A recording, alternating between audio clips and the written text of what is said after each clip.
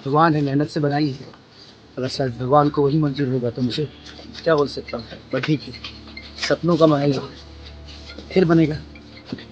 ऐसा थोड़ी है, लोगों ने प्यार दिया है, आशीर्वाद दिया है, पीछे से चलती रहती है। भगवान जानते हैं कि मेहनत से बनाया था। अब अगर भगवान यही चाहते हैं तो यही सही। सपनों का महल था, फिर बनेगा। ये सिर्फ कुछ शब्द नहीं हैं, ये भोजपुरी सुपरस्टार खेसारी लाल यादव के दिल का दर्द है जो शब्दों के जरिए बाहर आया। दरअसल आरजेडी के टिकट पर चुनावी मैदान में उतरे खेसारी लाल यादव जब छपरा विधानसभा क्षेत्र में प्रचार में बिजी थे, तभी उनके खिलाफ महाराष्ट्र से एक नोटिस आया जिसने उनकी टेंशन बढ़ा दी। ये नोटिस था मुंबई में उनके सपनों के महल, उनके बंगले को लेकर। इस नोटिस में खेसारी लाल यादव के मीरा रोड वाले बंगले में अवैध काम करने की बात कही गई। नोटिस में अवैध कंस्ट्रक्शन को तोड़ने की बात भी कही गई। अब खेसारी लाल के बंगले के अवैध ढांचे पर बुलडोजर चल सकता है। नोटिस 3 नवंबर को जारी किया गया था। इस नोटिस में लिखा गया कि मीरा रोड पर जुनिया पेट्रोल पंप के पास शत्रुघ्न कुमार यादव और खेसारी लाल यादव के बंगले में निर्माण के मानक नियमों का उल्लंघन किया गया है। खास बात यह है कि ये नोटिस उस समय जारी किया गया जब खेसारी लाल यादव बिहार में आरजेडी के टिकट पर छपरा से चुनाव लड़ रहे हैं। गुरुवार को उनके विधानसभा क्षेत्र में वोटिंग हुई। यहाँ खेसारी लाल यादव की टक्कर बीजेपी की छोटी कुमारी से बताई जाती है। अब देखना होगा कि इस चुनाव में खेसारी का प्रदर्शन कैसा रहता है। चुनावी टेंशन के बीच अपने बंगले पर कार्रवाई की खबर से खेसारी लाल भावुक नजर आए। खबर है कि महापालिका इस अवैध निर्माण को तोड़ने की कार्रवाई कर सकती है। खेसारी के बंगले के अवैध ढांचे पर बुलडोजर भी चलने की संभावना है। यही वजह है कि खेसारी थोड़े मायूस हैं। भगवान ने मेहनत से बनाई है। अगर शायद भगवान को वही मंजूर होगा तो मुझे क्या बोल सकता हूँ। बट ठीक है, सपनों का महल फिर बनेगा। ऐसा थोड़ी है, लोगों ने प्यार दिया है, आशीर्वाद दिया है, पीछे से चलती रहती है। एक तरफ खेसारी लाल यादव के बंगले पर एक्शन की तैयारी हो रही है तो दूसरी तरफ उन पर जुबानी तीर भी छोड़े जा रहे हैं। फिर वो चाहे यदमुल्ला हो या नचनिया। खेसारी लाल ने एनडीटीवी से बातचीत में इन सारे हमलों का जवाब भी दिया था। आप खुद सुनिए। कुछ शब्द पूछना चाहता हूँ जो इस चुनाव में आपके आसपास बहुत इर्द गिर्द घूमते रहे। नचनिया कहा गया आपको सम्राट चौधरी के द्वारा। ऊपर से आपके बड़े भाई जिनको आप कहते हैं मनोज तिवारी जी, बीजेपी के सांसद, उन्होंने कहा कि नहीं ऐसा नहीं कहा, वो तो फेक ऑडियो था, एआई था। एआई था। चलिए देख, अब देख क्या बोले आपसे।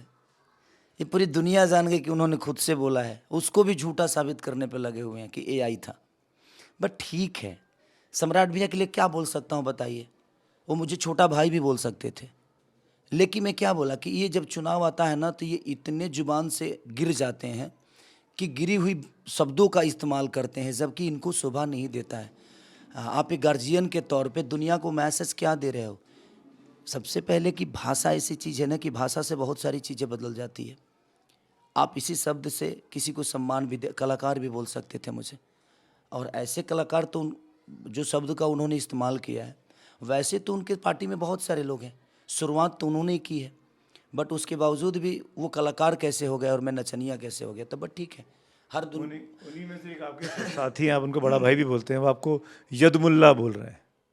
अब देखिए मैंने क्या बोला आपसे, मैंने अपने बड़े भाई के लिए कोई गलत शब्द तो निकाला नहीं। तो ये मेरा भी मेरा विचारधारा है भैया कि मैं अपने शब्दों के हिसाब से उनकी गरिमा को ठेस नहीं पहुंचाता। मेरा यहाँ विषय मैं यदुमुल्ला हूँ कि मैं नचनिया हूँ कि मैं गंदा हूँ, इससे बिहार को क्या लेना देना है। बिहार को विकास चाहिए भाई, आप विकास की बात करो ना। खेसारी क्या है ये इसका अपना व्यक्तिगत विशेष है। मेरे गंदा होने से बिहार की स्थिति खराब नहीं हुई सर। मैं खराब हो गया तो मेरी बिहार की स्थिति उससे क्या लेना देना है। ऐसा तो नहीं कि मेरे खराब होने से बिहार की स्थिति खराब हुई है। यहाँ पानी जो जमा हो रहा है मेरे खराब होने से हो रहा है। यहाँ की शिक्षा व्यवस्था बिगड़ी है तो मेरे वजह से बिगड़ी है। मेरा विषय नहीं है।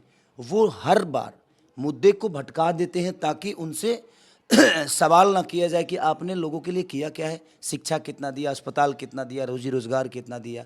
तो ये उनका अपना फंडा है और शुरू से है वो। आप मनोज तिवारी, रवि किशन, निरहुआ, इन सब के जूनियर हैं आप, पवन सिंह, आप इन सबको भैया बोलते हैं। आप जब गाने सीख रहे थे, आप जब एक्टिंग करते थे, आप जब स्टेज पे जाते थे, फिल्में करते थे, तो क्या इन लोगों से इंस्पायर्ड थे, क्या प्रभावित थे? नहीं, इनसे क्यों प्रभावित होऊंगा। तो ये भोजपुरी के बड़े स्टार थे। मैं खुद ही भिखारी ठाकुर के धरती का हूँ।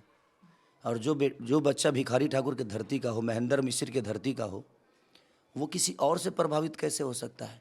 मेरे मिट्टी में संगीत है, मेरी मिट्टी ऐसी है जो भोजपुरी की शेक्सपियर इसी छपरा के धरती के हैं, जिनका नाम भिखारी ठाकुर जी है।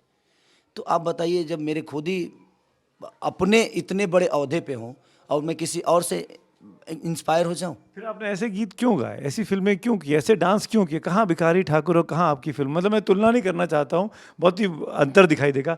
आप एक उनको इंस्पिरेशन मान रहे हैं, लेकिन आपने फिर आप पे पर विवाद खड़े होते हैं कि किस तरह की बातें, किस तरह के गाने आपके। तो ये गंदे गाने गाया था, ये गाना जो था ये इनसे इंस्पायर हुआ था मैं, क्योंकि ये यही गा के स्टार हुए थे।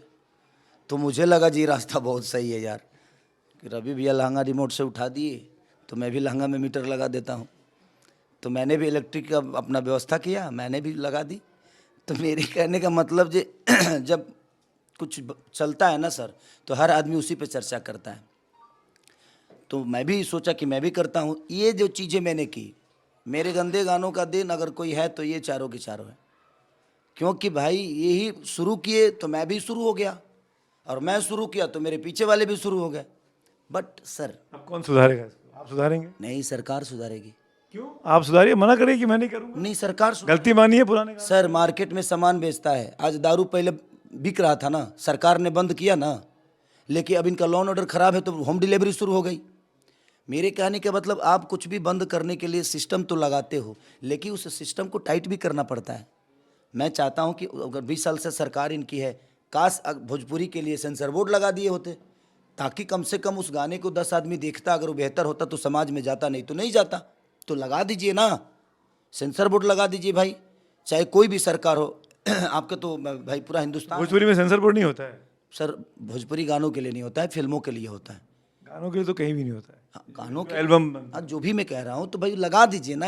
आपको इतना ही गंदा? सर देखिए, इंटरटेन गंदा नहीं हो सकता है। मुझे तो लगता है कि संगीत गंदा नहीं है।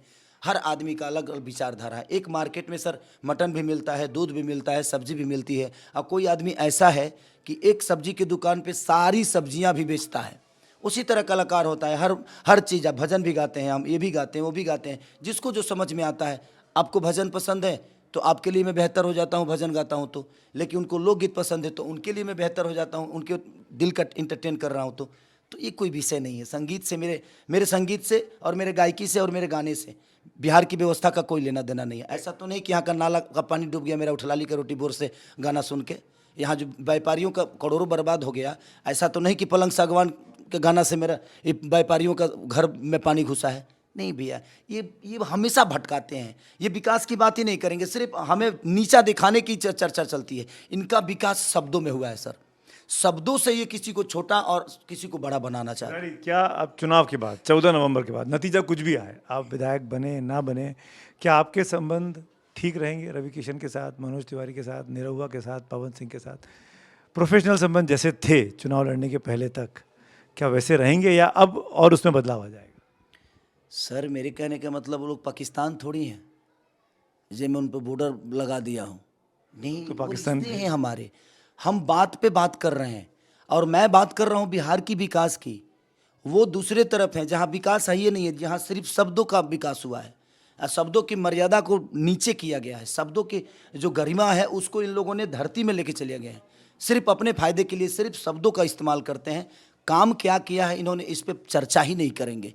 तो मैं विकास के साथ हूँ, और मैं हमेशा विकास के साथ रहता हूँ, क्योंकि मुझे पता है कि मैंने खुद की विकास कैसे की है।